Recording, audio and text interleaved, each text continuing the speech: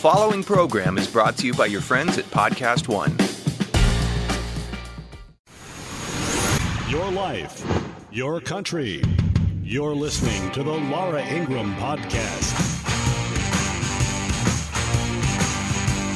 Oh, boy, do we have a lot to get caught up on, and we're going to keep you locked and loaded here. Of course, culture, politics, the media that propagandize to us 24/7, and I know a lot of them are listening. I love how they're already trolling us on some of these dippy left-wing sites. You know what I feel bad for? I feel bad for those the kids who are hired by these poor left-wing websites where they say, okay, go listen to the Laura Ingraham podcast and pull out stupid snippets and then edit them together and then slap a headline on it, and then you'll be done for the day. Do you notice that, Raymond? It's hilarious. Raymond Arroyo's with us here on the Laura Ingraham podcast. You have your own personal relay service. That's nice. It's a clipping service for those who miss the podcast. It's helping you. Yeah, and so and the poor kids. I mean, I actually feel bad for them because, God bless them, they know nothing, and even in the Trump economy, they can't get a job. All right, so they're signed up like working in their sweatpants at home. And they're saying, okay, well, she's going to say something horrible and mean and terrible, and then we can put a headline on it, and I can maybe do that to one or two other conservatives. And that's it. But in a way, this is what's happening in the country at large. This is the conversation we're in today. The moment in our history where the left is tearing down historical markers, tearing down statues, tearing down monuments, banning words and phrases from conversations, threatening kids, we'll get into that in a moment, threatening them and wanting to just get away with it on social media. And meanwhile, they do this basically with impunity. I don't think people boycott them for the most part. And they're actually threatening physical violence. Well, when they committed physical violence, going back to the campaign in 2016. Remember that San Jose riot against the Trump supporters? They're still in litigation about that. Those Trump supporters got beaten up, and the city officials did nothing in June of 2016. So it's gotten ramped up over time.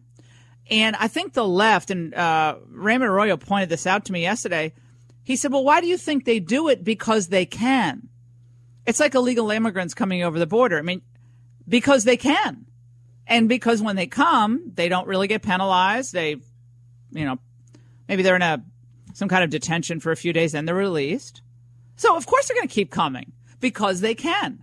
And there's no penalty. So the left does what the left does. And I called them domestic terrorists last night on the Ingraham angle because I think it is a form of domestic terrorism against the First Amendment. They want to intimidate people from speaking out. They want to try to take your livelihood. They want you to have no life in the public sphere if you're a conservative. We'll talk about what they're doing we believe, trying to end Catholic and Christian education across the country because they fear the ideas so much and they have no substantive answer to the ideas. Because of that, they have to try to destroy you. It's, whether you call it Trotskyite, Alinskyite, Marxist, this is a classic Saul Alinsky pattern of behavior on the left. And they actually would be better off if they decided to just come to the table with some ideas and stick to them. I mean, they have Medicare for all, which is basically just going to create a two-tiered, horrific government-run health care. Ultimately, it'd be government-run health care. So they have that, and I guess what else? They have amnesty, abortion on demand. That's kind of it. The green agenda. They have that. But they're not really arguing that any of that is going to make your standard of living higher or even really make your life better. They're kind of just throwing those things out as it's kind of like ammo that they throw out there, but it just kind of hangs. It never lands anywhere. But so they'll resort to chaos and fury and anger and starting these toxic moments on social media. fomented by left-wing activists who are now, and Raymond and I are just going to call them, they're fanatics. These people are fanatics. Now, we're going to now listen to two of the Covington Catholic kids who were actually, I think they've decided they're not going to hide. Their names are Sam and Greg. And they did a YouTube video last night to respond to the vicious attacks against them all over social media by prominent people in the media and prominent people in the entertainment industry and others, just complete whack jobs. Let's listen to what the two young men said. Hi, I'm Sam. I'm Grant, and we're here today to talk to you about how the recent negative media controversy has affected us as individuals and our school as a whole. Several media platforms blatantly lied about the events regarding the controversy in D.C., and it has affected us as a community and individuals greatly. There have been many threats against our lives, against our parents. Some of these threats include that we should all be locked in the school and it should be burnt to the ground, the school being bombed, school shooting threats. It's really scary. I know that a lot of people are scared to go to school tomorrow and won't be attending because of what could happen. There have been cops there ever since the incident, and I think there will be a lot more tomorrow. Well, and they canceled school today. They're assessing the security threat against this Kentucky Catholic high school after these students were smeared by mainstream media lies. No one really has issued any type of apology. And meanwhile, do you notice how everyone's forgotten what is it called, Raymond? The black Israelites, Jewish Israelites or something? Hebrew Israelites. The Black Hebrew Israelites, which is kind of a black supremacist group who regularly go out and sort of assault people on street corners. I mean, I've seen them in New York. I've seen them in Times Square. They travel with a band. They use scripture from the Old Testament to somehow suggest that they are the true descendants of the Israelites, and everyone else is outside of the fold. Yeah, so those guys are saying they want to provoke people. So for all of you who didn't see what happened, this was last week, okay? This was on the March for Life on Friday. And this group, the Black Israelites, were screaming at these pro-life kids. And some of them had Make America Great Again hats. Some of them didn't, just had other baseball caps on. They started screaming the most foul, disgusting things. What the hell is you see a crackers with Make America Great hat on? Yeah, you's a cracker. You's a cracker. All of you crackers. Oh, they gonna call him. One black. They gonna call one black man. Yeah, what, son? Y'all got one in the crowd, huh? One in the crowd. One huh? Y'all got one in the crowd. Oh, you got two in the crowd. Oh. Why is no one talking about this group? Don't they sound like paid actors, Raymond? They really do. They sound like they're being paid. Well, they were also yelling at the Native American activist and his group who were there for Indigenous Peoples March. They were inciting violence toward them as well, which also didn't get reported. So there's a lot of narratives, conflicting narratives around this story that we're just learning about now.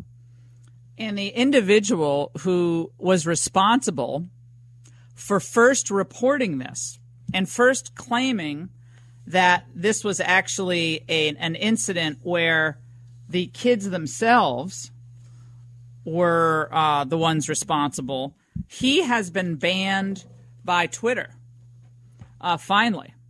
Correct. So this is someone, a California school teacher named Talia was the one who characterized this the way it was characterized, namely that the kids were a bunch of, racist, horrible, awful, rotten people who were picking on this poor elder. By the way, when did we start using elder? I mean, we don't treat any elderly right in the United States, if you ask me. But everyone's like, well, the elder. Well, the Native American guy is a well-known activist and himself a provocateur. And so he just basically was standing there pounding the drum and But the kid didn't do anything. He just stood there. And for standing there and not responding, the school shut down today. School's completely shut down. And we're going to get into some of the nature of the threats against him and bring you an update as to which Twitter accounts have been suspended and which Twitter accounts have not been suspended after the kids were threatened. I also want to thank all of our great sponsors here on the Laura Ingraham podcast, and they give you this podcast free every week. Do you guys realize that? So we got mancrates.com, stamps.com, Legacy Box. You're going to learn about all of these great sponsors throughout the show, and they're just great. So we just love you guys. So Mancrates, Legacy Box, stamps.com.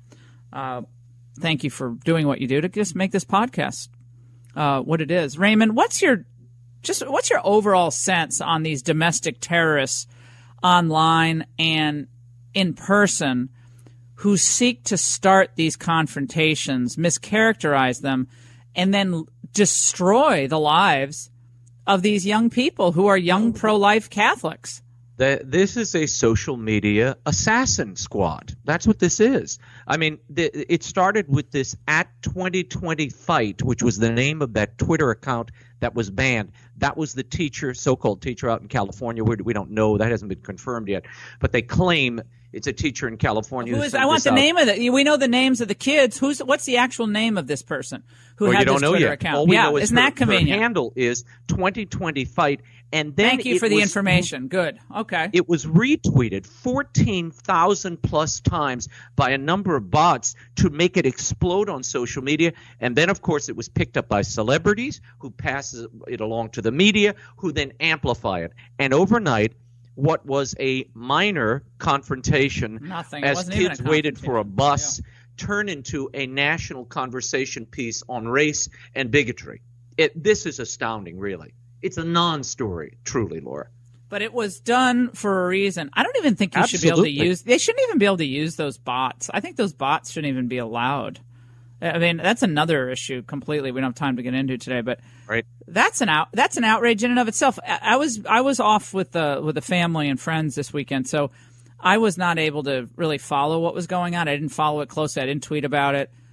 I knew there was more to the story. I knew that this wasn't the way it was being portrayed. And it reminded me a lot of Hands Up, Don't Shoot, actually, the way that was portrayed initially with remember the way they initially it was what's his name, Darren Wilson, or the police officer. They said he beat this guy up, Michael Brown, and he was beaten up and he was dragged and it's just at the time you hear that you're like, okay, maybe it happened that way, but don't we need a little more time to pass, and don't we need a little more information? But no, you can't actually put more information or context out there, because the goal of these left-wing smear masters is to stop you, whoever you are, wherever you came from, if you don't subscribe to their radical ideology.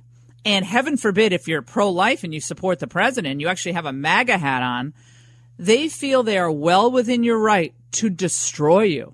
They aim to start a conflict, get up in your face, and then if you don't react, doesn't matter, they'll still destroy you. And now we have a bunch of kids who can't go to their school. And by the way, these are the same people who claim to care so much about school security. Right? They claim that school security, and we all, want our schools to be safe and places of learning and actual open conversation. But they want school security? Then every single one of these people who threaten violence against these young kids, they all should be banned from Twitter.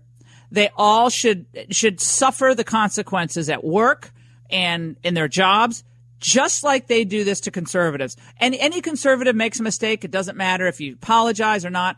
They will try to destroy you. But I'm telling all of you this today. Do not let them. I think these kids are incredibly brave. They shouldn't have done the chop thing. That was just stupid. But they're 14, 15. What do you expect? They're goofy kids, Yeah, Laura, they're kids. And they're not political actors. Here's my problem.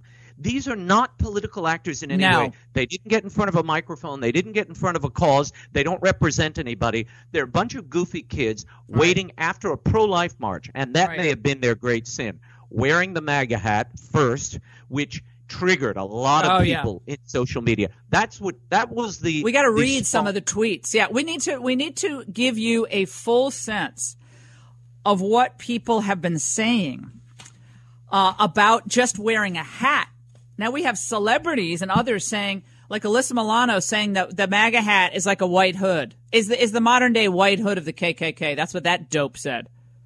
Oh, okay, sweetheart. So that means, does that mean that we conservatives can say that a Planned Parenthood cap is basically a KKK? That would actually be closer to the truth, right? Because Planned Parenthood's boasting that they had 11,000 more abortions last year, and disproportionately abortions affect the lives of minorities around the United States who are frankly treated woefully by the Planned Parenthood machine. And all the stories in New York and the percentage of minority babies that don't get a chance to live because of the misinformation campaign of Planned Parenthood. And with Margaret Sanger's influence in Planned Parenthood, the eugenicist, that actually would be more accurate. That the Planned Parenthood cap might as well be the KKK. But not a kid who's wearing a "Make America Great Again" hat. But has her account been suspended? Nope. Alexandra is joining us in Maryland. If you want to be part of the podcast, by the way, just follow me on Twitter and Facebook and email me at ingram.podcast@gmail.com. Ingram.podcast@gmail.com. It's actually really easy to get you on the line. And, if you're nasty or mean, then you won't make it. But even if you disagree, but you're respectful, you'll make it on the podcast. It'll be fun. We like all points of view, by the way. Let's go to Alexandra in Maryland. Alexandra, go ahead. So I think that after settling down my feelings of injustice and incredulity and anger at how these boys were treated, I'm kind of left with three thoughts. The first is that this really seems to be the apex of the unholy alliance between social media and the leftist agenda.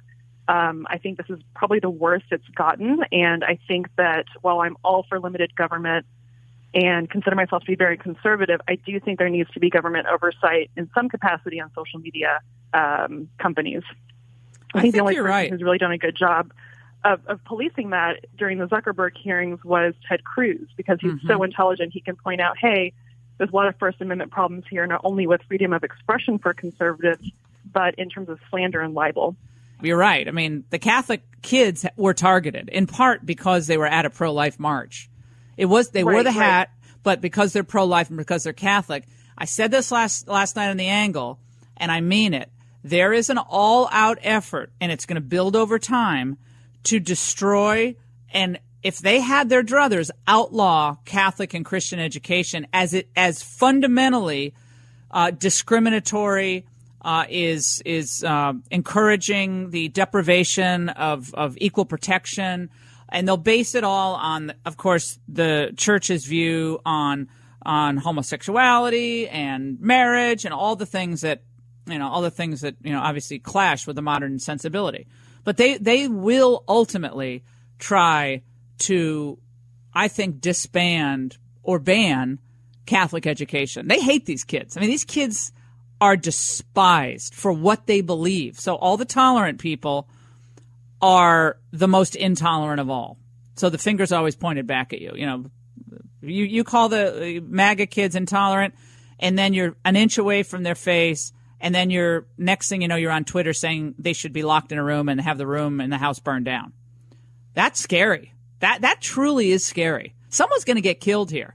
Someone's going to get badly hurt or killed, and the left is just dropping a match on the kerosene.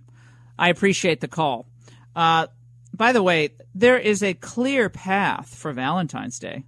And check this out. Flowers, candy, jewelry, it's all fine. But for men, it's not that simple. So I think it's a great idea. You find a man's version of a rose bouquet, and it's called Man Crates. Now, Man Crates knows what guys like, and they have hundreds of gift options. so you can find the perfect surprise for whoever your special person is in your life. And you have unique gifts that are personalized, like barware stuff for their bar, or the pizza grilling crate. They have pizza stones, 2-sided dough roller. I've tried to do the pizza oven. It was fun. And also just other great ideas for men. So you don't want to send them flowers. I mean, some men, I guess, like flowers, but most men, flowers aren't going to do it. Do something really unique and really personal. Most gifts end up shipping in a sealed wooden crate with a crowbar, so opening them is also an experience, so that's also fun. And man crates come with a 100% satisfaction guarantee, so everything you send is guaranteed. Again, just for Valentine's Day, get 14% off when you spend $100 or more at manscrate.com. So again, mancrates.com/Ingram. That's 14% off when you spend $100 or more at mancrates.com/Ingram. mancrates.com/Ingram. Joining us now is podcaster, commentator, author, blogger, Fox News political analyst and contributor, columnist for the Washington Times, and a friend of too many years. I don't see her enough because we don't live in the same city, but she's fantastic. We love her. She's a huge podcast audience of her own. I'm just delighted she's with us. Tammy Bruce. Tammy, how are you, girl? Nice to talk to you. I am good, and thank you for doing this. A lot of my subscribers and the people who first were moving into the idea of podcasting and the importance of podcasting got to know me when I was filling in for you on your radio show. Yay! So it is a great and an important audience that has been building itself and is known about the importance of what's going on in this country because of your radio program for so many years. Tammy, every time you drop a tweet, like your podcast is dropped, I'm like, okay, now then I'm on your podcast, and then I forget where I was on my work. So I get lost in your podcast. You do we're sounding like it's a mutual admiration society, but we actually mean it because Tammy and I are like brutally honest here. But you do such a great job in this crazy world. And I just think, kudos to you you're a pioneer and way ahead of the curve on how important podcasting is and an unfiltered opinion where you're not dependent on others to get your voice out and your voice heard. So just thanks for what you do on a daily basis. Thank you. Awesome. Thank you, dear. So what's going on here? We're going to talk about the left-wing terrorists against the First Amendment because they're attempting to terrorize now kids. After claiming to stand up for kids and kids' expression and kids' rights and kids' views and kids' safety. But now their supporters and the most rabid left-wingers actually threatening violence against the kids, including, by the way, CNN, Bakari Sellers, about punching this kid in the face, the kid who wore the MAGA hat. Nick, and then we have that Reza Aslan, that guy who writes about religion. He said, have you ever seen a face more punchable than that one? Can you imagine if any of us said anything like that about a teenager?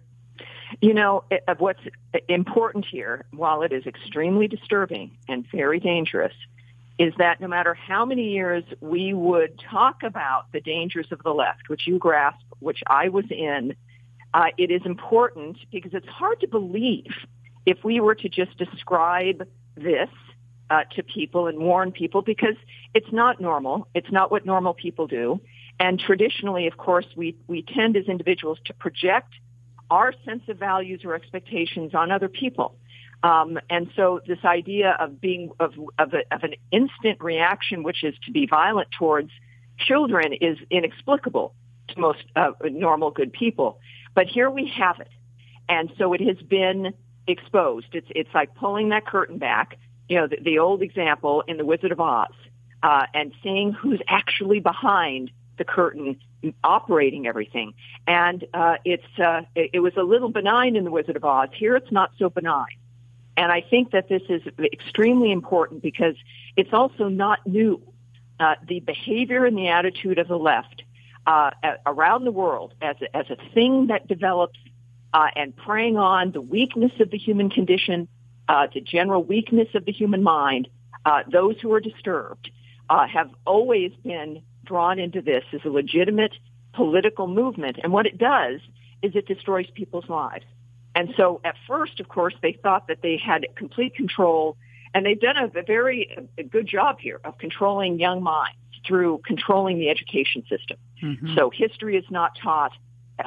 whether it's elementary school now or high school and college, they are effectively re-education camps that you come out not knowing really how to write a sentence, but you do know to hate conservatives, and you do believe that abortion is the most important act that someone can take for the hardcore in believing that. And now they're finding, especially with what occurred in Washington, that they haven't gotten their paws on all young people. And when the last resort is that what they would consider stragglers of free thinking in this country, the next resort, of course, is violence. And that's always what they've resorted to. It's always what's occurred. And in some countries, it has been successful. And in this country, we're seeing it. We can discuss it. But it is dangerous because it's not some one-off weird event. This is a natural trajectory of the left, which now, I think you would agree, Laura, controls the Democrat Party. Last year, I wrote a column on how Antifa is now the Democratic Party. And that is not, hyperbole. I was serious then, and I think we're seeing now that that's actually occurred. Well, I think, again, you hit the nail on the head. The effort to control young minds and to frighten young people who dare question the prevailing politically correct wisdom, if you can call it. And all you need to do to control the narrative today, apparently, on social media and then in the media at large, is to put a minority activist in the middle of a crowd and then take the picture or video from one angle, capture the screen grab, and then ricochet it all across the world with the help of a lot of bots. And you are well up on your way to frightening young people, frightening them. I mean, these kids are scared. And they're 14 and 15 years old. They're not 5 minutes from their 18th birthday. By the way, Nathan Phillips, who is the Native American activist, went on CNN and is still saying this. Let's listen. I realized I had put myself in a really dangerous situation. There's here's a group of people who were angry at somebody else, and I put myself in front of that, and all of a sudden I'm the one who's all that anger and all that wanting to have the freedom to just rip me apart. The freedom. I mean, is he talking about the black Israelites or the kids? It didn't look like he's talking about the kids in that interview. Yes, exactly. Still selling that phony narrative when the kids are just standing there, and some of them were doing the tomahawk chop. I grew up in a school that the mascot were the Tomahawks. We were the Glastonbury Tomahawks. I don't even know if they're still called that anymore, but it was not a big deal. Kids. Yeah, they're kids. This is the entire thing. Some person, I think, on CNN or MSNBC, and even there is a priest online talking about we don't know what's in the hearts of those people. You're talking about children. Right. I mean, let's and thank goodness, while there are problems with social media, thank goodness for the platform of social media, because that's the only place where people were able to see the full video. So when you hear those remarkable comments by Mr. Phillips about, the rage and the anger, that was a bunch of kids, one of whom was daring to smile, at probably a level of fear. Let's remember what kids have seen in this country. Donald Trump supporters being hit on the head with bike locks, a kid having a soda pop in a diner, having his cap swiped and having drinks thrown in his face. The kid at the very beginning of the campaign on Facebook, the special needs young man, cowering in a corner, being kidnapped and thrown into some house where he was being badgered and berated. These young people have seen actual violence being done to them by anti-Trump leftist individuals who have assaulted young people. And this is for them to be able to stand, and if smiling is the thing that gets them to not panic when faced with adults who clearly are hostile, is a testament to their discipline and to their decency. So now this is where the argument has to be, and I think this is a question that the federal government has to ask, Laura. We know in D.C. there's additional hate crime legislation regarding a political position, that if you are attacked because, I've got to look more into the detail, you may know more about this, but if there's violence or you're attacked because of what you believe politically, that's an additional hate crime framework. That clearly is not in the national dynamic. But in this environment that is very similar to all fascist that have emerged, where people are attacked for what they believe politically, and about the established government, the President of the United States, legitimate procedures in this country, genuine political differences exist. But we might need to begin to think about if we're going to be a country, I'm against normally hate crime legislation, but if we're going to be a country that is going to protect people from attacks based on who they are or what they think, we need to begin to seriously consider that at this point. And with social media, it is, of course, particularly important considering they want to, this is almost like virtual murder, Laura, where I agree. They're already looking into where these kids would want to go to college and to stop that. Oh, yeah. Oh, absolutely. So if it's not even at least RICO legislation, right? Yep. I mean, racketeering. Class action. There also could be, there could be a RICO prosecution under certain circumstances. If your goal as an organization and you're conspiring with others, if your goal is to deprive others of their 14th Amendment rights under the Constitution, then, I mean, at one point does your, quote, free speech end up becoming, especially again with social media, but change the whole landscape, end up being an ongoing effort to intimidate, silence, and instill fear?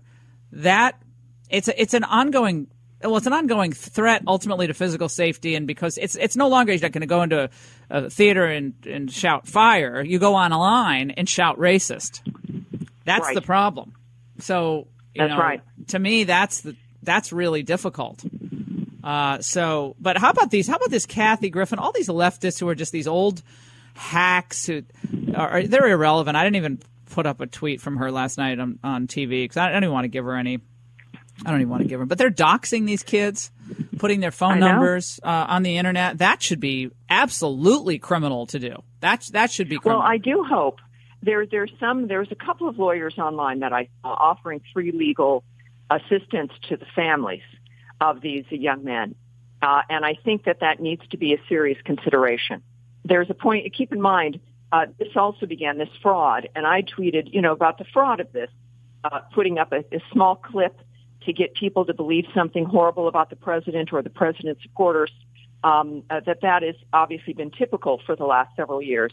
And this came within a day of the BuzzFeed debacle.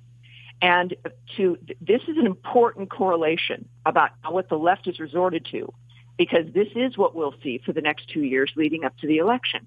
And it will be a part of the election. If we don't put our foot down here, and this is why you've got certain people now chiming in with this, trying to make it, look, if you can get the young people who would normally be voting for conservatives in the president 2020 to be too afraid to demonstrate their political position, to speak about it, they will be too afraid ultimately to go out and vote. As the left is having marches and dealing, trying to get people in over the border, trying to move those individuals into being able to vote. There's that's Stacey Abrams from Georgia saying she would have no problem if the non-citizens voted in local elections there, while then trying to suppress even before they're at voting age, trying to suppress the same voter framework for 2020. And Laura, this is a signal to individuals who are classical liberals, young people who aren't going to Catholic high schools, who are beginning to be free thinkers. This is a message to them of what is in store for you if you do not conform. And so it is a voter suppression effort for the next generation that is beginning now. And we must take action in some fashion because it ripples through all of our society. And what Kathy Griffin says, or any of these other fools in Hollywood, is taken up online and moved along by others who are seen as authorities on television, because that's what young people are interested in and who they admire. And I think that if we do not find a way to, in a large fashion, contradict this and show that there's a systemic punishment for it, which signals that it's unacceptable, we are going to have a problem, not just for Donald Trump. I mean, this is beyond one candidate or one president, but for the culture of the country as a whole. We will not recover it if we don't begin our stopping it right now. This is music to my ears, and so many people who follow you, Tammy, both online and obviously listen to your podcast, see you on TV. You're very inspiring, and you're a fighter, and you fight for what's right, and you do it with poise and grace, and you're so well spoken, and I just adore you. Thank you so much for being on with us, and everybody listen to Tammy. Everybody get on your. I listen to you on iTunes.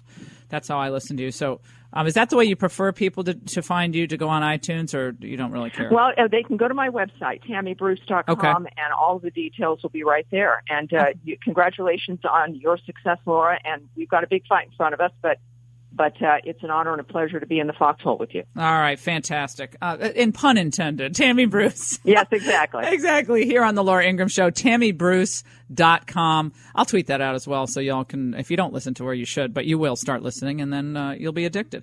All right, you're listening to the Laura Ingraham Podcast. We have a lot more to get to. Tammy, another Tammy in New York. Tammy. Hi, Laura. Hi, Raymond. This has got to be the most disgusting display by social media, big government type people that I'm just so upset about this. Not all children that go to Catholic school are Catholic, number one. Right. Number two, the Catholic education happens to be superior to public education, and this is a way to try to shut down the conversation about the problems that we face in public education also. Correct. I'm just so upset. There's been nothing, smearing Trump, smearing Kavanaugh has nothing, this tops it all. I'm so upset about this, Laura. I think that you're right, Tammy. The phrase that Tammy Bruce just used, virtual murder, is actually really interesting, because with the way your life is shaped and perhaps limited on social media by your views now, if you're a person who believes certain things, more traditional, then you're immediately put in a box by the prevailing culture, and they do want to stop a lot of these kids from going to certain colleges and universities. You don't get any benefit, I would say, and Raymond, you might chime in on this. I don't think you get any benefit from going from a traditional Christian or Catholic school when you're applying to the Ivies. I think if anything, or any top school, I bet if anything you're discriminated against. I know that's kind of a generalization I'm making, but the reason that is, Laura, is because of the moral, and you tapped into this on the Angle the other night. Because of the moral formation one gets at some Catholic schools. You can't even say that about all Catholic schools. Let's not get ridiculous here.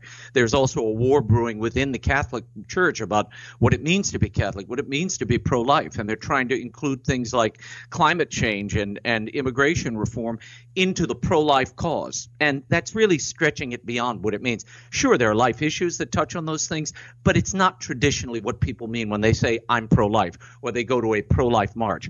So the backdrop of some of what you're seeing here, too, is people in the Catholic setting, in the club, trying to out or make toxic people who go to that march strictly to advocate for the life of the unborn and against abortion. That's something else happening here. So there are multiple layers and strands to this story, but at its heart, they're politicizing and trying to make toxic people who either display or in any way advocate for a cause that they think is contrary to their political whims. In this case, if you're pro-life, if you're conservative, that's deemed an evil and a bad thing. And that's what this whole episode was designed to illustrate. They're political terrorists, and they're meant, and they set about to stifle speech. And I also thought of this: they want to put conservatives in a closet, and then they want to lock the door, and then they want to light it on fire. I mean, and they're saying that. They're actually saying that online. Kids should be locked in the school, and the school should be burned down. And these are people who are well-known people, so-called comedians, so-called producers in Hollywood, who say the most vile things. And I just gave you one of the most. I don't even want to read these things because they're so vile. But we can't. I think Raymond's point is you can't blow it off and just say, oh well, just forget about it and just keep doing what you're doing. No. You have to fight back against this. You cannot give in to this. None of you listening to this right now can sit back and kind of go into a defensive crouch because some leftist 90-pound activist is sitting in a basement somewhere tweeting about you or maligning you or distorting who you are or what those kids represent. I'll tell you what those kids represent. A candle in the darkness. The pro-life movement today in the United States, the longest running march, annual march, is the March for Life. These people stand in the darkness that has fallen upon our country and much of the world. They're not perfect. They're kids, so they'll screw up. They'll say dumb things like we all do, and we all did when we were kids especially. But they are light, and the darkness hates light. They hate light. The darkness hates it. They got to snuff it out. Don't let them snuff it out. You stand with these kids. You stand with the right to free, peaceably assembly, stand for the most vulnerable, stand for the unborn, stand for the elderly, stand for natural death and protection of life from conception, especially now, even if you're not religious. Everything that we know now about life in the womb, the pictures, the eyes, the fingers, the toes, this is a human being. And they're being destroyed. And we're destroying ourselves in the process. Our souls are being hurt and harmed every day by false information. False information. It's about money, and it's about power, and it's about evil. This is evil stuff. And saying put kids in a school, lock the door, and burn it down. You know who does that, Raymond? You've talked about this on your show on EWTN. Raymond Arroyo. Sounds like Al-Shabaab, right? Sounds like these Islamic terrorist groups in Africa. Sadly, they lock these kids. Yeah, they lock the kids in the school and their teachers, the Christian schools, and they burn them down with flamethrowers. By the way, the point here is everybody should be free to wear whatever they want and say whatever they want. And I don't remember people left wing, right wing, I don't care. You and I remember seeing, particularly in 2008, 2009, families coming into Washington, D.C. wearing Obama T-shirts and groups of school kids wearing Obama T-shirts. Look, they were excited about the moment. This was who they were following. It's not like somebody was recording them on social media and trying to, target them. This shouldn't be, particularly kids. We shouldn't target kids. And their political views are still forming, Laura. Right. That's the other nasty edge of this. They're targeting children, and suddenly the targeting of kids is permissible because of the type of political belief that they think this kid might have. Well, I made that. I made that. Everyone knows I made that mistake by retweeting an article about anti-Second Amendment activist who was 17, but he was at Parkland, and we actually put him on the show. We were the first show to put him on TV, and I was really glad to have him on. But then I was, made the unfortunate decision in a split second to retweet an article because he was interviewed and he wasn't getting into the colleges that he applied to, or was worried he wasn't. I can't remember, but that wasn't right, and I apologized for it. And I'm glad I apologized for it. Didn't matter because the left sees it as an opening. You can't give people an opening, especially when it's young people. You just can't give them an opening. Can't do it, and it's not right. And look, we all make mistakes, and look, I say it all the time, but I'm one of the most flawed people out there. But we can't deprive young people of the right to speak and to speak without fear. Can you imagine, Raymond, if pro NRA people were trying to surround Second Amendment gun control kids and surrounding them and trying to provoke them? Oh my God, the outcry would be. But this Black Israelites group, or whatever it's called, they say the most hateful things, and that stuff is kind of not even reported. Yeah, that's curious, the way they were kind of edited out of this story. And we didn't hear about the vile comments they made toward the Native Americans, which they did, nor the comments that were hurled at these kids for being Catholic, incidentally, which shows an incest anti-religious babies. Let's play that. Yeah, I think we have to play that, Raymond, because a lot of people did not hear this. Unless you watched the Ingraham angle, you did not hear a lot of these comments. Horrible. So let's listen to what this Black Hebrew Israelite group were screaming at the pro-life kids after the march. Let's listen. This child molesting priest right there. Right. Let's make America great again. A bunch of child molesting. Look at all these dusty crackers with that racist garbage on. Look at these dirty crackers. A bunch of future school shooters. That's right. A bunch of incest babies. That's right. A bunch of babies made out of incest. The biggest terrorist on the face of this earth is the pale-faced man, woman, and child.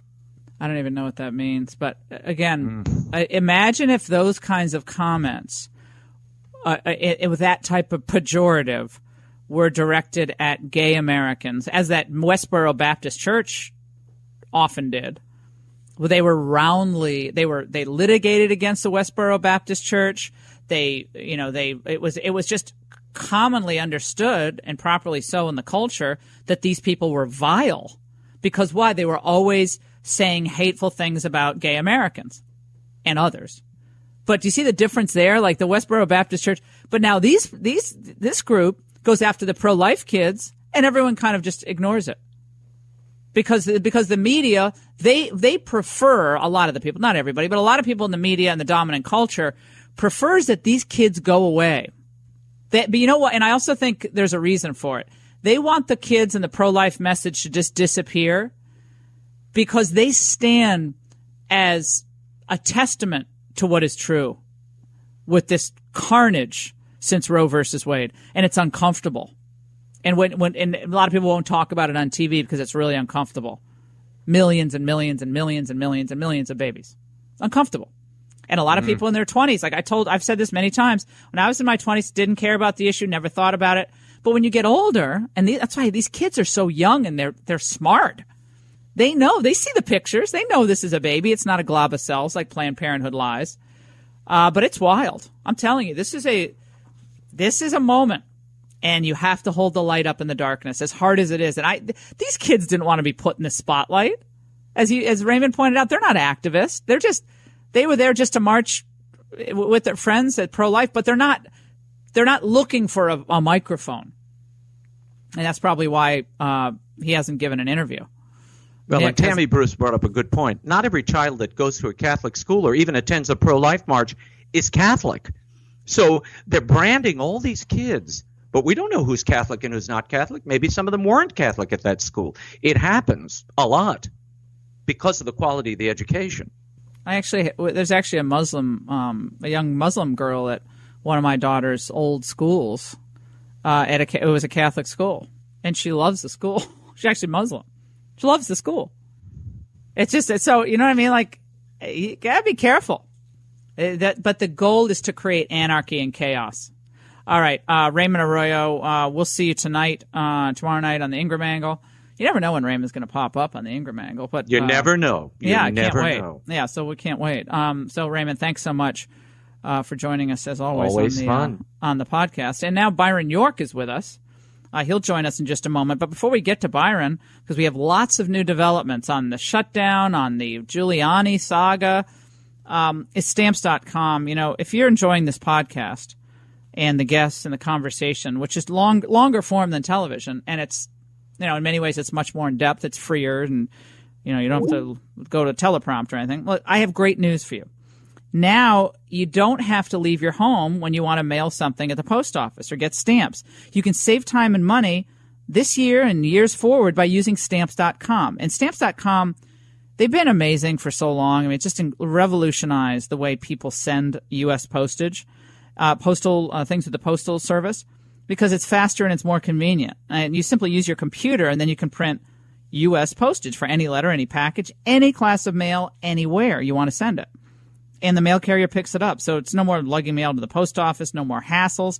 Stamps.com not only saves you time, saves you money too, because you get discounted postage rates that you can't get even at the post office itself. Again, Stamps.com, it's convenient, it's easy, it's reliable, and right now, you too can enjoy Stamps.com with a special offer, and it has a 4-week trial, which I love, and a digital scale. Okay, so start the new year off right. Go to Stamps.com, click on the microphone at the top of the homepage, and type in Ingram.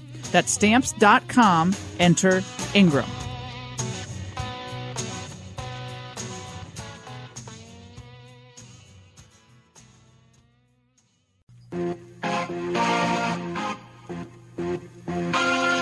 Back on the Ingram podcast, you're listening all over the world, and we're getting great reaction already. We were trending last week among podcasts, and this week will even be bigger. Oh, we have so much news. So much news, and the shutdown continues longest ever. The media will remind you that this is all Donald Trump's fault, of course, because it's not Democrats and Republicans, it's just Republicans. It's ridiculous. And also, it looks like the Trump team may be getting more and more frustrated with this changing narrative coming from one of their lawyers, Rudy Giuliani, who was on television basically saying things about when the Trump Tower hotel project, when it started, when it ended, and other comments from Rudy Giuliani. So BuzzFeed will talk about that, the fake news from last week with Byron York from the Washington Examiner and Fox News. He's with us now. Byron, it's great to have you on, man. How are you? Hi, Laura. Good to be on the podcast. Yeah, thank you. Byron, let's talk first about this Giuliani issue, because last week I was stunned to see him on with Chris Cuomo. I guess they're old family friends. But he goes on with Chris Cuomo and he starts talking about how, well, I didn't say there wasn't collusion in the campaign. I said the president didn't collude with anybody or something. And so, of course, that was a huge headline. And then he tried to kind of reset that narrative. And then he goes on with Chuck Todd on Sunday, and he makes another fairly startling comment about how long the Trump Tower negotiations went on for between Michael Cohen and some figures in Moscow. And he indicated that it could have gone on as long as 2016. Then he issued another statement saying that he was speaking in hypothetical form. What is happening here, and how is this possibly helping at least the media narrative about Trump? Well, he's talking way too much. I mean, there's just no doubt about it. As you know, the Trump legal defense team has lawyers who do behind-the-scenes lawyering, and it has Giuliani, who is a public face of this. And he's been just talking way too much and talking very imprecisely and muddying the waters, making things more confusing rather than less confusing. For example, on when the talks for the Trump Tower ended, I mean, we have in Robert Mueller's plea agreement with Michael Cohen, Mueller says, well, Cohen claimed that the talks were over by January 2016, when in fact they were going on in June. And you got the sense that was the last they were going on. And this is from the Mueller office. And now then Rudy comes out and says, well, they've been going the whole time. And maybe Donald Trump told me this, and maybe I'm just speaking hypothetically. It's not doing anybody any good to speak in such a confused way.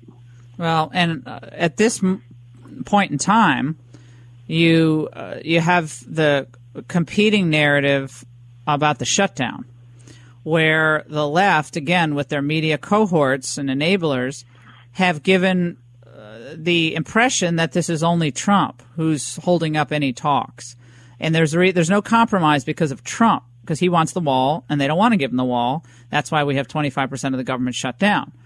So where are we now on this shutdown, and how might this impasse end?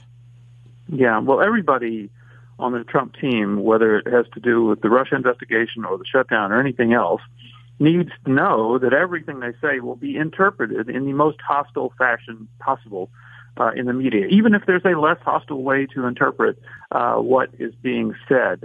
On the shutdown, clearly a lot of reporters just cannot get past the time when the president said, I'll take the credit. I'll take the responsibility for shutting down the government. I won't blame you, Chuck and Nancy. I will do it. Well, he did say that. There's just no doubt about it. But at some point in this standoff, it has become clear that the president has been offering to bargain and has made proposals. And the Democrats' response is, what part of no do you not understand? And the reason Democrats are doing this is because the polls show so far that a lot more people, by a significant number, more people blame Trump and Republicans for the shutdown than blame Pelosi and Schumer and Democrats for the shutdown. As long as they feel that they have that advantage, I would be surprised if they gave even an inch. The one good thing in the president's proposal, and I know there's been a lot of criticism of it, but it seemed like a pretty reasonable proposal to me. One good thing is it's really united a lot of Republicans. I mean, even the Republicans in the Senate who were wavering, like Cory Gardner, look at this and say, this is an entirely reasonable package of border security. If you have some of this technology stuff, if you have humanitarian aid, that needs to include a physical barrier. That's part of the whole package. And the only reason that it's not is that Democrats are emotionally attached to or emotionally, compelled to oppose any sort of physical barrier because it is President Trump proposing it. But in any other universe, this package of border measures, meaning technology stuff, infrared sensors, cameras, that kind of stuff, humanitarian aid, more immigration judges, and more physical barriers, that would be a reasonable border security package. Yeah, they don't want any deal with the president on pretty much anything. I mean, I actually think, Byron, there's a good chance that if the president said, I will grant amnesty, straight amnesty, to 3 million Dreamers / DACA, and we have to build half the wall in the next 18 months, and the other half, and by the time my first term is over or whatever, they would say no. They don't care. I mean, the Democrats don't care about the Dreamers. If they cared about the Dreamers, they would be itching for some kind of more comprehensive deal. And look, everyone knows who's listened to my show for 20 years knows that I am loath to agree to any amnesty of people who were here illegally if it's not preceded by a period of time of real border enforcement. That would have to include asylum reform. So everybody knows that's my view. I'm just talking political analysis here. I don't think the Democrats will give any inch, even if there's a big, fat amnesty coming down the pike. I think you're absolutely right. I think that there is this visceral sense about a, quote, wall, which often, by the way, is mischaracterized as 2,000 miles, sea to shining sea, concrete wall. All of that stuff is totally inapplicable to what the president is talking about. In this proposal, this $5.7 billion proposal, he's talking about building, I think, 215 miles of new barrier, and about 150 of those miles would be in places that currently have no barrier. So what he's looking at is what are the most vulnerable parts of the border that do not have any barriers on them, and let's put them on there. That will help solve the problem. I mean, this is such a reasonable proposal that the president has made. And I think you're right that if the president threw in some crazy sweetener like complete amnesty, they might still oppose it if it included the kind of physical barrier that many of them had voted for in the past. Well, again, I think the president is in a bit of a difficult situation because the sob stories, which are real for people who are really worried. I mean, the government has become really big, and the people are really worried about missing their paychecks, and they're really, and a lot of people haven't saved. That's another thing that's come out of this, is that people really don't have much to spare in the bank. It's gotten better a little bit, but most people are like $500 away from an emergency, even from having to take out loans because they don't have enough cash on hand. But those stories that are going to be told they add up, and again, because the media is unfair, it's unfairly blamed on Trump. Yeah, you're absolutely right. You should not forget the human cost of this, which is that most people, by far, live paycheck to paycheck, and when those paychecks stop, living becomes very, very difficult. What's just amazing about the shutdown itself, the partial shutdown, is that you have one side that says this measure must be included in the spending bill, and the other said this measure must not be included in the spending bill, and somehow it's only one side's fault. I don't get that. And remember, what was the farm bill they passed recently? 10 years, it was $800 and something billion. Yep. $800 and something billion. Ridiculous. I'll leave it to your listeners to decide whether every single dollar of that is being spent well.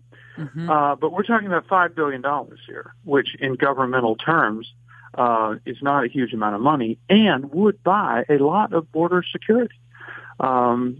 So I'm going to go back to what I said before. As long as Democrats think they're winning and they look at the polls to tell them that, they're not going to move. We're talking to Byron York of the Washington Examiner and Fox News here on the Laura Ingraham podcast.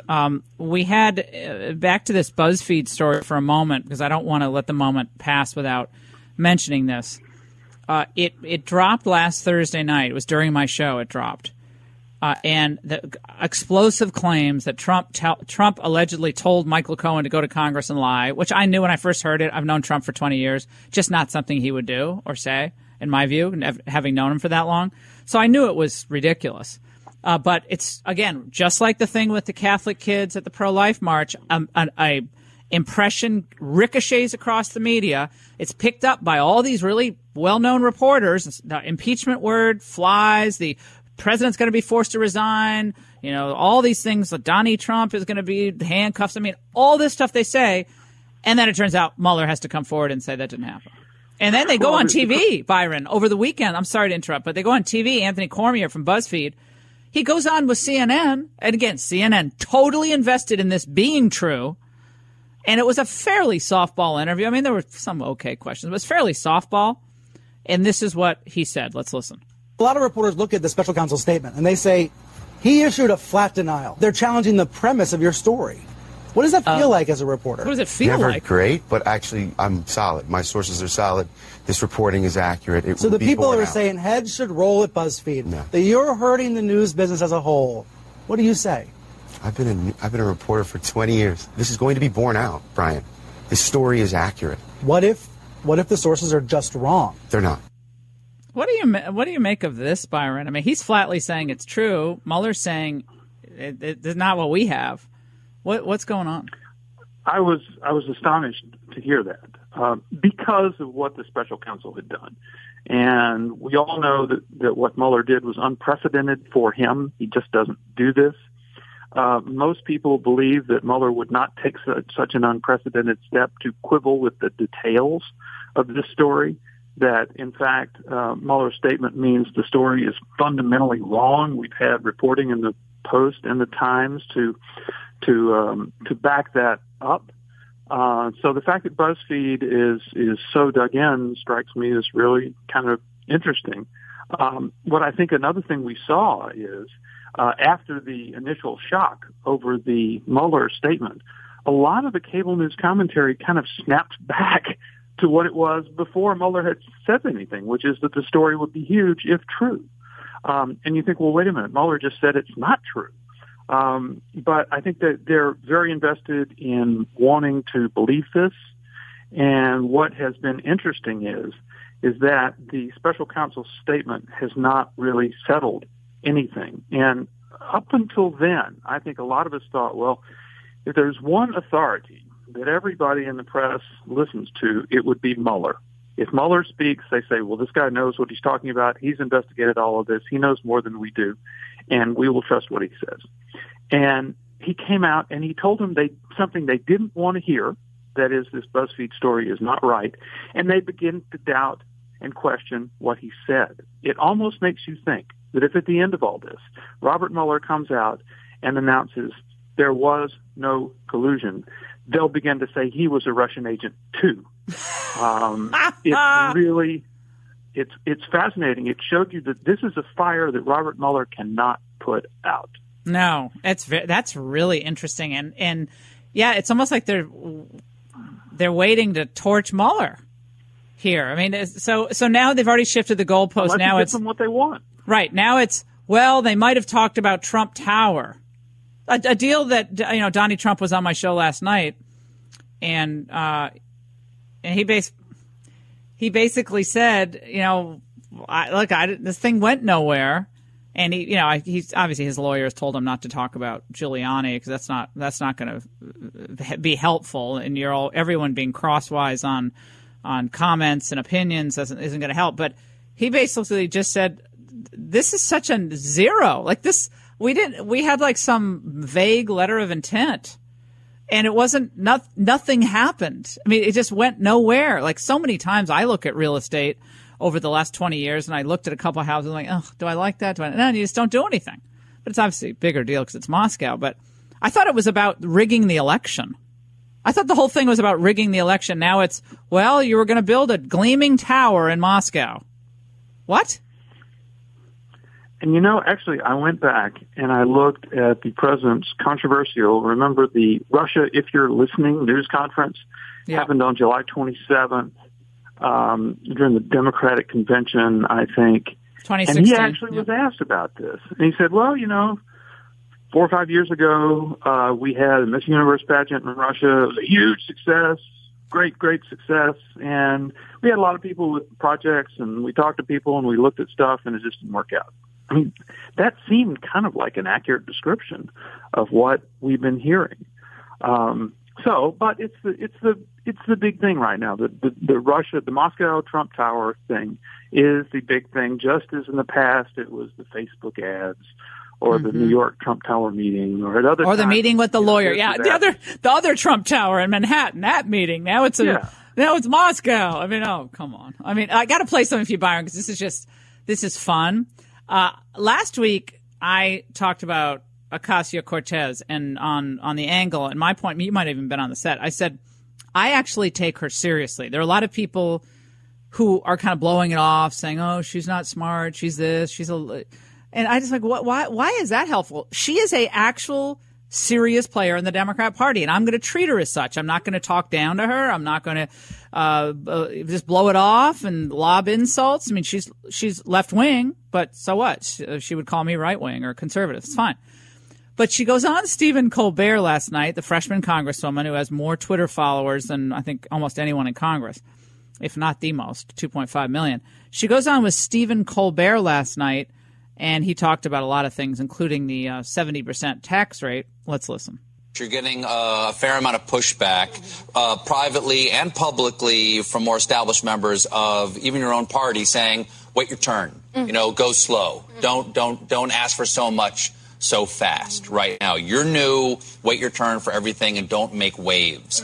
Now, I want to ask this question in a respectful manner, knowing also that you're from Queens.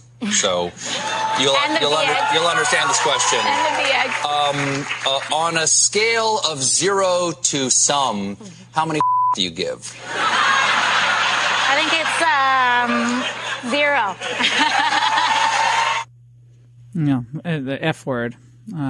So that's the level of probing questions we're getting from the gatekeeper of late night TV. He's the Democrat gatekeeper, Colbert. He is huge. He's incredibly important. And when they talk about the Stephen Colbert primary, that's not a joke. No. You have to, if you want to run for the Democratic nomination for president, you have to go through Stephen Colbert. They're smart. They're smart. Yeah, absolutely. Young people watching. Ocasio-Cortez thing, I mean, you're right to call her a serious player. I mean, she single-handedly put this 70% figure into play. And people are now talking about it. Serious people are talking about it. They're analyzing what it would mean, et cetera, whether they could make it fly politically, et cetera. She was also talking, I think, on that same show about how the world might end in 12 years if we do nothing to combat climate change, and that climate change is her generation's World War II. All this stuff that's kind of easy to poke fun at, but they really believe this, and they will act based on those beliefs. And now she's not a majority in Congress, but she has a vote in the House. She's a seat in the House. She has a megaphone. You're right, all those Twitter followers. But she is somebody, and the people who are her followers are somebody that we really, really have to pay a lot of attention to. Yeah, well, and they're frustrated with the establishment of their party, just like we're frustrated with the establishment of, or not we, but me. I have been frustrated and written books about it. The old GOP establishment, the Bush Republicans. You know, there's a reason why the Bushies hate Trump. They hate Trump for the most part. I think it's even worse for Democrats in the House because you have the leadership, Pelosi, Hoyer, and Clyburn. And one of them is 78, and the other two are 79. I can't remember which is which. But it is oozing it's an youth and vitality. And so you have Ocasio-Cortez. Now, she's in her 20s, but you have tons of new lawmakers in the 30s and 40s saying, you know, these people need to step aside. We need to have new leadership here.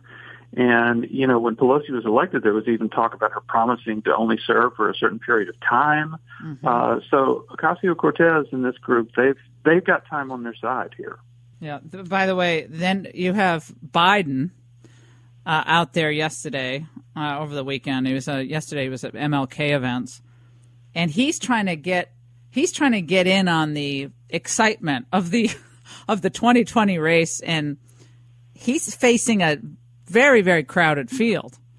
So, but he's a blue collar kind of sensibility. I've always kind of liked Biden, but he has to take it up a notch in order to compete with these people. Let's listen. We've learned in the last 2 years, it doesn't take much to awaken hate, to bring those folks out from under the rocks. That part of American society that's always been there, will always be there, but has been legitimized. We have to speak out. We have to challenge these forces of hate. Yeah. So again, that's Trump supporters. The forces of hate are Trump supporters. That's what he's getting at there. Yeah, it is. Look, deplorables. He obviously has the name recognition. He was served for 2 years as vice president, but he's got precisely the same problem with that I was talking about with Pelosi. He's well into his 70s. He would be pushing 80 years old on Inauguration Day if he were elected president, which is just a whole new dimension. And the Democratic Party has changed. You've got, Kamala Harris going, and it's changing the way that they're interested, that they view the primaries. You may have some of them have paid less attention to Iowa and New Hampshire, but their overwhelmingly white populations go straight to South Carolina and Nevada with black and Hispanic populations.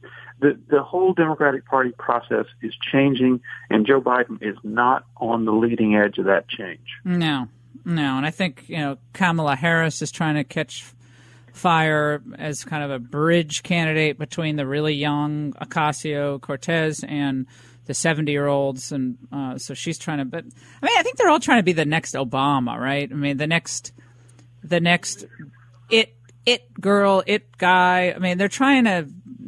Obama was it for them, and they're trying to be the next Obama. I don't know. She's the most exciting person probably though but she can't run for president. She's too young, correct? She has to be 35. You have to be 35 to run for president. So we got 6 years for Ocasio-Cortez to sharpen her instruments here. Byron York, it's always great to talk. You'll see on TV this week, I'm sure. Also, remember the Washington Examiner and the great work he does there. Follow him on Twitter. Great tweets throughout the day from Byron as well. A real reporter, and we need more like him in Washington and beyond. We'll take a break here on the Laura Ingraham podcast.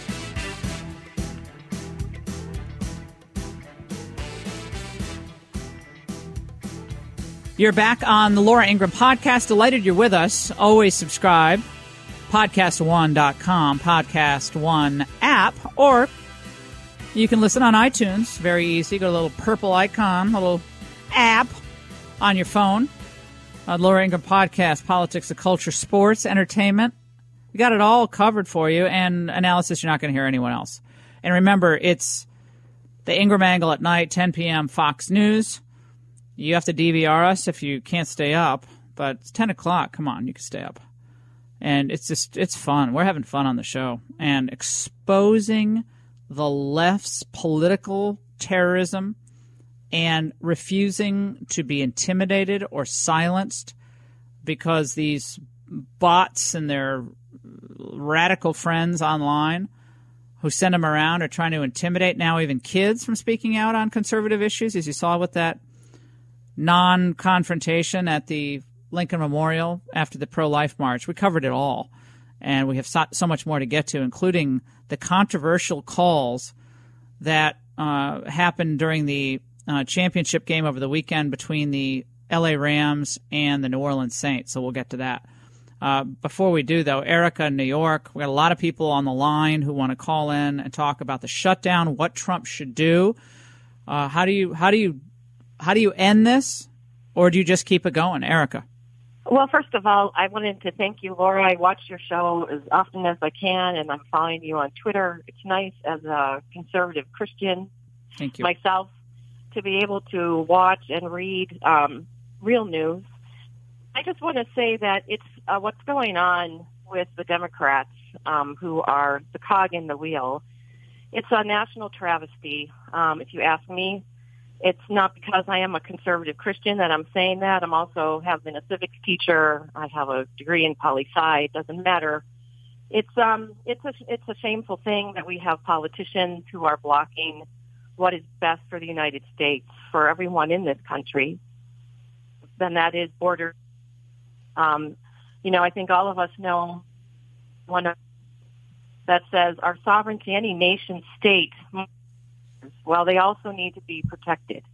You're dropping out a little bit on the audio, honey. You're dropping out a little bit on the audio, but I think I got your point. Like, you see what's happening to the European Union, the push for global governance, and it's not working. I mean, whatever you think about the international push for more control over the way nations use their energy, or even with some of the other regulations we're seeing on commerce and so forth. Whatever you think about that, that's really beside the point, because what we are seeing now in Europe is a harbinger of what will happen here if we start to lose our sovereignty. That means our ability to defend our own ideals and stand independent of other nations. Doesn't mean we don't support nations who are our allies and help them and do what we do, but we are a unique people with a unique set of views and values, and we want to preserve that for all people, and illegal immigrants, native-born Americans. We want to preserve that wonder that is America, and there's nothing wrong with our saying we are special as a country, and we want to remain special. Nothing wrong with that. In Europe, they want to glom everyone together, and languages and cultures and borders. It's all, they want to make it all just one big, mishmash. And I think there's a huge pushback. You see it in France. Saw it obviously with the Brexit vote, in the struggle to get through that period. You see it with Salvini in Italy, and the push on against migration in Sweden. Even though, again, the elites are going to resist the people's will on this stuff. They do. They're resisting in Sweden. They're resisting in Britain. But ultimately, it's not working. What they sell doesn't work. It ultimately is going to come crumbling down. And we don't want to get to that point here. And I say thank God for Trump. I mean, honestly, if it weren't for him, we'd be dealing with 2 years in of Hillary Clinton. What do you think this economy would be looking like? By the way, before we get to our next guest on this scandal of bad calls during the Saints game, and I want to hear from you on that, by the way, is Legacy Box. And if you enjoy the podcast, you're going to want to make sure that you enjoy your memories from years gone by. Maybe they're VHS tapes of your kids, weddings, or old photo albums, and they're just lying around. They're in a box or in a drawer. Maybe they're on a shelf, but you're not really looking at them anymore. Well, Legacy Box takes care of all of it. All you need to do is send your Legacy Box kit filled with all your old home movies, audio tapes, pictures, and They'll do the rest. They'll digitize your moments onto a thumb drive or a digital download or even a DVD. It's that easy. It's like magic. And with Legacy Box, you can digitize your old family memories. And I'm telling you, you'll see you're going to be the family hero because a lot of these memories people have kind of forgotten until they see them in digital form.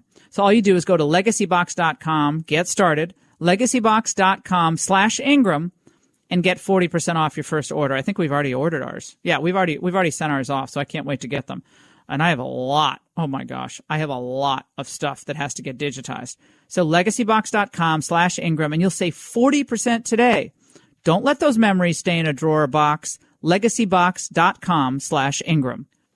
Joining us now is Zach Strife. He's a former offensive tackle for the New Orleans Saints, 12 season from 2006 to 2017. He's the new voice of the Saints, launching a new era in WWL Saints radio history. Love listening to him when I'm in New Orleans. Here's the call that started all the controversy. Quick snap. Breeze. Pass is incomplete. No flag for Tommy Lee Lewis. Nickel Roby-Coleman delivered a hit, and the two officials talked to each other. Crowd's going crazy. It went on and on and on, and it's still being debated today. I happened to listen to sports radio all day yesterday on the way back to D.C. from a long weekend, and it got me more enraged. Of course, everyone knows I'm a big Saints fan. I didn't grow up there, but I'm adopted from Raymond, and I just love Drew Brees, so he's my favorite. The Redskins are not in it. If the Redskins aren't in it, I'm with the Saints. Joining us now is Zach Strife. Zach, I know you've been talking about this to death, but there's so much on the line in these games. Where does this leave us today? First of all, thanks for having me, Laura. I appreciate you getting me on the show. I think the first thing you said is the part that I struggle with the most, and that's, that there's a lot more involved in this than just it's a game. The financial impact of in excess of $100 million for a city going to a Super Bowl. The bars and restaurants certainly lose a tremendous amount of money from it. The players who play or win Super Bowls, their contracts change the following year. There's really, you can go on, and that's besides the money that people within the building earn for going to a Super Bowl. So there's a lot involved in it. It's a tough deal. And I think as a player, you spend a lot of time always saying, don't let the officials, you have to move on from a bad call. But this one, in the moment that it was in, the blatancy of it, the fact that it was so obvious to everybody in the building, and certainly in the moment, and what it would have meant to the outcome of the game makes this one pretty unusual and certainly an issue for the NFL. Zach, what does this mean for change of rules in the league? A lot of people complaining that the games are already too long, although the 54 million people watching over the weekend, boy, they made a huge amount of money. But they're already saying the games can be too long, can drag on. So if you're reviewing plays and challenging plays to the extent that perhaps is required, would that hurt the game? I don't love the idea of turning this into an instant replay fest every single weekend. That's my opinion, both as a player and as somebody now, as somebody that's watching the games and broadcasting them. I don't think that adds a huge benefit to the NFL. And one of my biggest problems is the realities of the officials and their roles within the NFL currently. I think until that relationship is maximized, there's no reason to be changing instant replay. And what I mean by that is these officials, and you think about this, Laura, it's pretty crazy. It's a $13 billion company last year in the NFL. It's a big industry, a lot of money involved going in and out. In what other industry of that magnitude can you imagine that the end-of-year outcome can fully hinge on the decision of a part-time employee? That's a pretty unusual reality in the NFL. Those referees are not full-time employees. They don't practice during the week to get better. They don't train in the off-season to be better. They're not held to any form of physical wellness standard. They can be overweight. They can be old. They don't get eye tested. There's all these things. Until that portion of it, to me, is maximized, until we know that they're getting all the training possible to do the best job they can do, for me, I don't see the point in adding instant replay 6 times a game more to cover up errors that are made on the field. Well, it was a tough thing to watch. I mean, I was down in Florida. I was just heartbroken. I couldn't. First of all, I couldn't believe they made the 57-yard field goal. That was a hell of a field goal. They did blow a lot of opportunities. I mean, Drew Brees was not at his best, aside from this flagrant illegal hit. But Drew wasn't playing his best either, and they missed a lot of opportunities, if you ask me, during that game. They certainly did. And again, listen, football's not a perfect game, and certainly not when you have two teams that good playing each other. And if this had happened in the first quarter, then this is a totally different conversation. But this didn't happen in the first quarter. This happened with 1:56 remaining in the game, and essentially would have created a situation where the Saints would have taken 3 knees and kicked the field goal to go to the Super Bowl. And that's why this particular situation is really getting as much attention as it is because nothing else in this game is altered. If this happens in the first quarter, everything in the game changes, and then you have ample opportunities to correct that wrong. But in this case, that wasn't the case. I'm reading all of the comments on the Times-Picayune website, and people are just.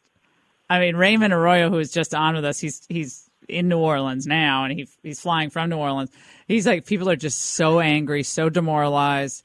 It's the only thing anyone can talk about in New Orleans because the Saints. It's a small town feel in New Orleans for the Saints, and it's unchangeable. It's a flagrant, obvious foul. It's a pass interference, flagrant, and there's nothing you can do about it. I mean, nothing. That's a hard deal. Correct, it is, and like you said, but the city lives and breathes with the Saints. It's a huge part of the culture. Great fans. Great fans. Yeah, it is. It's a fantastic fan base, and they deserve better than that. And really, every fan in the NFL deserves better than that. A lot of hard-earned money is put into this league. People sacrifice a lot to be great fans of this league, and that's all over the country. And so in moments like these, you don't want the game itself to be overshadowed by what was ultimately an avoidable wrong that happened. They're saying that this Super Bowl is a fake Super Bowl. Trump calls things fake news. They say it's a fake Super Bowl. It should have an asterisk. I feel kind of bad for the LA Rams because a lot of people think it's just they don't really deserve to be there. But how do you see it? Well, I don't feel bad for them because they are getting to go to the Super Bowl and experience that, and it's a once-in-a-lifetime opportunity for most people. And you were there in 2009. Yeah, you were there. Yes, yeah. I got to do it. It's a special deal. But listen, we're not putting any asterisks next to them in this game. They deserve to be there because it's not in one game. They were 13-3 this season. They were phenomenal all season. It's an incredibly talented team. Sean McVay has done such a good job there. And, listen, I hope that those guys, that something like that doesn't happen, not only to them, but to anybody. If it was to happen in a game like the Super Bowl, it could literally destroy the league, which I don't want to see happen either. So, at the end of the day, I think you watch that game, and I don't know that I'm watching that game, but people can watch that game, and the outcome is what the outcome is. And unfortunately, I think we just need to take a closer look and dive in deeper to make sure that something like this can be avoided in the future. So they can't, just for people who don't know the rules of football, when a hit like this happens, before the pass is caught, and you're hit by the tackle in a way where you're it's almost helmet to helmet, right? It was. I mean, I've seen it so many times. It's like a blur now. But that can't be reviewed then, so nobody can review that. They won't review it. Yeah, essentially the rule as a general statement is that you can't review a judgment call. And so as of right now, you can't look in at those and say, yes, there was contact, no, there wasn't. And that makes sense to me because in those moments, you could still argue, even slowing it down a lot of times, whether something was interference or it wasn't. Was it enough interference? Was it not enough interference? That's not really what happened here. This was a situation where a player was beat. He acknowledged, and I give him a lot of credit. Nickel Roby-Coleman, who was the defender on the play, admitted after the game, I was beat. I knew I was beat, and I didn't want to be the one to give up the touchdown, so I just went and eliminated the player. And So there is no judgment involved. The ball was 4 yards away from the receiver still, and a defender, while the ball is in the air, cannot impede a wide receiver's ability to make a play on the football. And that's really what happened. And that's unfortunate. Again, essentially, he made it impossible for the receiver to actually try to catch the ball. He was actually being flipped in the air when it happened. And as much as I am an advocate of player safety, certainly as a former player, I think it's paramount. I think it's paramount for the survival of the NFL. But in that moment, I don't want to see helmet-to-helmet called. I don't want to see something that happens in the blink of an eye. But to have a player eliminate the intended target on a play because he was beat and acknowledge that is really hard to accept and certainly damaging on the NFL. Yeah, well, let's see. Moms are watching too. I mean, parents are watching. Yeah. You know, my little Nico wants to play football, and I'm not going to be one of these parents that's like, no, he can't play football. I mean, I want him to do what he wants to do, but that's I know that my mom is certainly excited that I'm now in a booth and not down on the field still. Oh, Zach, little Zach. How old were you, Zach? Exactly. How old were you, Zach, when you started playing? I didn't start playing until high school. That's and smart. I really don't advocate anybody plays till high school. I don't think football is even football till high school. I think it's too complicated of a game, and you can learn so much about body control and athleticism in all the other sports that are certainly a lot safer up until that point, and then transition over. And I don't think guys are becoming better football players because they played in fourth grade than the guys that don't start until later. Yeah, and probably they have fewer injuries as well, Zach. Yeah. So, all right, Zach. Well, next time I'm coming down there, I'm going to find you. We got to hang out. We got to go have a meal, okay? Laura, I'd love it. All right, Zach Strive, thank you so much for joining us. We'll be listening, as always, WWL Saints Radio. He's making history there, and just a phenomenal person, incredible talent, broadcaster and player. You're listening to the Laura Ingraham podcast. Let's go to David in Georgia. David, go ahead, my friend. Hi, I'm just wondering if anybody has taken into account how many bad things have happened since Roger Goodell has been the commissioner of the NFL. Oh, he's getting hammered. He's getting hammered on this, on this, and still so many other issues with the league. But you know, really, he's not my favorite, to say the least, after the Kaepernick stuff. Well, I told your screener he'd rather sit and have a glass of Chardonnay with Mike Lupica than have a beer with Greg Gutfield. That's the kind of guy I think he is. Well, Roger Goodell won't come on with us, so we know that. We're looking forward to chatting with him on the Ingram angle, and we can't get him on. But this is an important moment for the league. They had huge ratings over the weekend. But don't you agree that if it was Breeze versus Brady, that Super Bowl would have been incredible? Not to take anything away from the Rams, but Breeze, Brady, that's what we were all hoping for. So I'm crestfallen about it. The big guys, that would have been a good matchup. Yeah, both. Even though I'm not a Saints fan, I live in Atlanta. Yeah, but I feel bad for the way the thing turned out. Oh, they're all descending on Atlanta. They're all going to be descending there in a few weeks. So I guess I'm going to the game. I wasn't going to go, but I'm going to go. All right, thanks, Don, for listening. Remember, podcast1.com, the Podcast One app, and iTunes. Of course, you can subscribe there. And I want to thanks again to all of our sponsors who are supporting the show, giving it to you for free. Mancrates.com. You get 14% off when you spend $100 or more at mancrates.com/Ingram. Stamps.com. Go to stamps.com, type in Ingram for that special offer. And LegacyBox. Again, legacybox.com/Ingram. Save 40% today. Our fantastic sponsors. We love you, and we'll see you back here soon.